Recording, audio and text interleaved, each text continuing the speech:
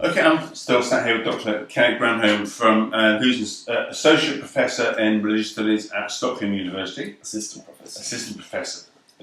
These kind of titles confuse me because you don't have them in Britain. It's me as well. Yeah, I'm not sure what it actually means, but yeah. It's a nice title. You want to get it right, I guess. And we're talking about Western esotericism and particularly kind of magical orders and things. But you've also got an interest and have published in relation to the way that these orders are pictured or represented in popular culture. So just kind of initially, how does popular culture tend to represent this kind of phenomenon? In a simplified form, I'd say mostly, but popular culture is certainly, it rarely represents esotericism the way it is in the field, so to say. So it picks certain pieces of it which sell, sure, of course, and are exotic, sexy, and so on, and can market them as in different ways. But there's an interplay going on, so you get popular culture producers who borrow stuff from the realm of esotericism, and then feed it back, and then people can borrow from popular culture. So it's an interplay. So the people who become involved in esotericism, who have probably grown up having that culture represented to them through the popular medium. So their sense of why they're into it, they take all that imagery into it with them. So that's the kind of the kind of interplay and the kind of mutually shaping influence. It's certainly kind of if you're into music, or certainly if you're into heavy metal, if you're into fantasy literature, actually modern science fiction, which used to be really atheist, but nowadays takes in a lot of spiritual matters. Pretty much if you watch anything on TV, watch movies, listen to music, you will get esotericism. Just an example of kind of classic heavy metal, Ozzy Osbourne had a song called Mr. Crowley, which is of course about Aleister Crowley. It's not really, it doesn't tell you much about Aleister Crowley, but still it's there. No, and certainly since certainly my age, since the 1980s, you see heavy metal music, at least in one, dressing itself in the clothing of either Satanism or esotericism or all these orders. So what happens in the late 80s when that kind of explodes with bands like Celtic Frost and Kingdom, they come with 666 on their head, and then very very popular bands like Iron Maiden make albums called that, and so it enters the popular culture then. And now, of course, we have a nostalgia. A nostalgia for a period of kind of satanic representation, which seems very interesting, but I guess feeds again into that milieu.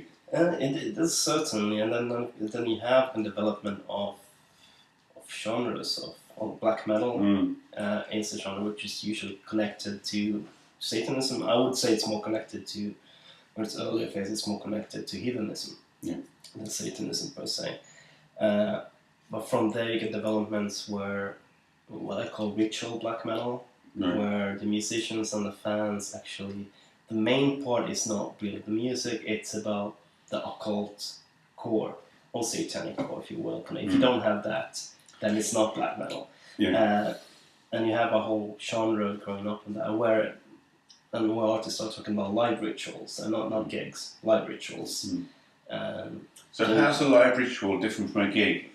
To the someone is outside that. Well, if you're not into it in that way, it's just a gig.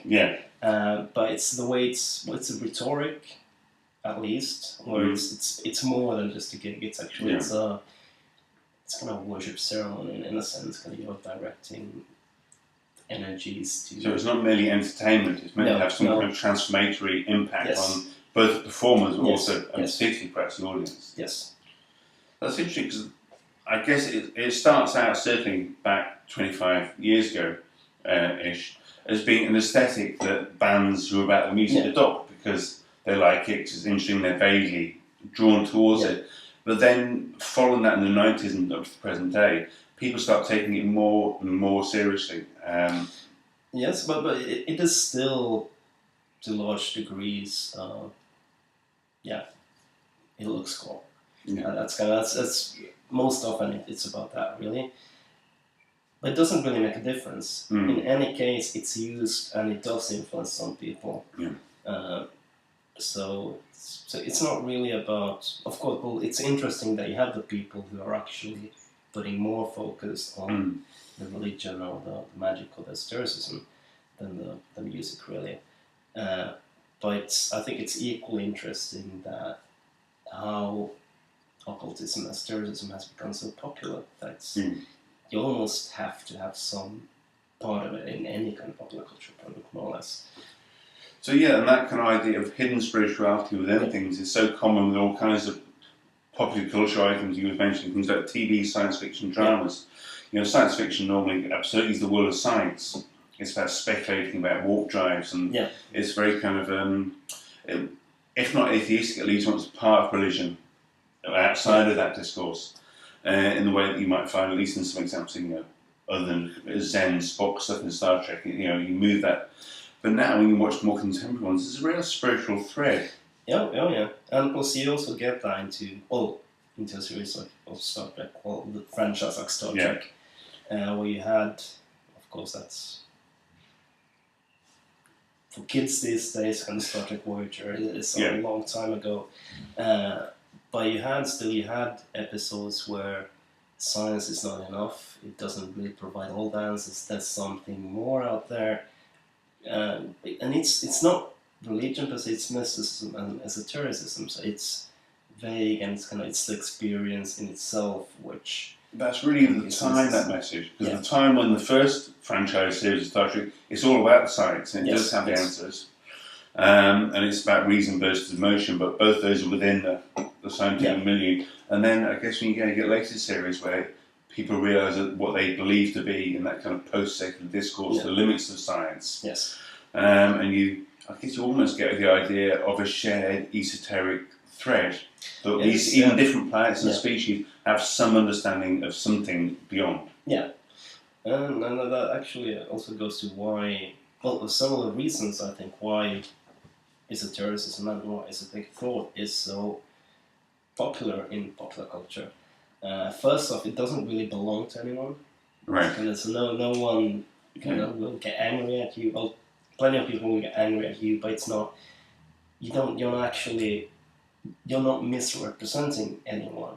Right. It's not. No one owns the material in that sense. It's not like being a kind of a heretic within a Christian order where people say you're not a proper Christian. Yeah. Saying you're not a proper esoteric practitioner. People say, who is? You're not going to have the Church of Occultism kind of. Tripping you out. No, that's one thing. But and there's not going to be any lawsuits. Yeah. Well, that is an important part. You have to remember that. But then also the thing with esotericism, occultism is that it's not quite religion and it's not quite science. It moves between those two poles. So it's in a way it's a kind of religion that can fit.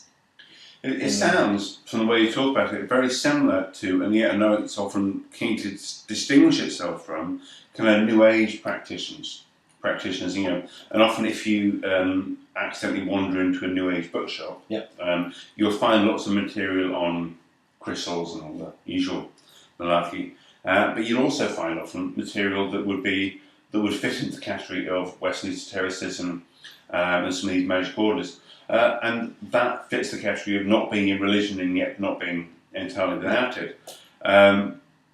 In terms of not being like a materialist worldview. But is there a tension there between people who are keen to practice it within those orders and what they would see as that more kind of soft world of the mind, body, spirit practitioner?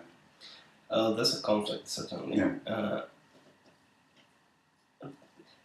Always, I think this has always been the case in occultism. Comes from occultism from the 19th century. It's always about being true, which is also, of course, a thing in extreme metal and black metal. It's about being more authentic than the rest. So you get plenty of these orders, which are criticize what this new age or white lighters, Right. because they don't really get it, and they don't get into it, and they don't really invest in it. And I guess That they don't live it. I guess would be the kind of the occultist response to people who dabble. Yeah. Yes. Would say, I mean, the criticism that one might make is that they kind of adopt it as an additional lifestyle enhancement. Yeah. Because their Buddha looks cool and mountainous. Yes. And they don't devote their life to. Yeah, and of course that's simplifying, and I say when it comes to music, that's what I do as well, and I do realize what I'm doing, but I'm highly critical of people who they dress up for the weekends and they're kind of weekends, but untrue, and that's the same thing you have, and I think anyone who's ever been into any kind of music genre or heavily into. Well, there's a real parallel there between subcultures. It's us and them. It's about the. Well, one of the ways about subcultures generally, from an anthropological point, that thing about authenticity. The real bluesman is not the guy who does it in the evenings after his job at the warehouse. He's the real bluesman has been picking cotton and hopping trains. Otherwise, you don't want to know. No, and if you sell too much, you're not authentic. Yeah. Goes for music, goes for occultism. Yeah, absolutely. Thank you.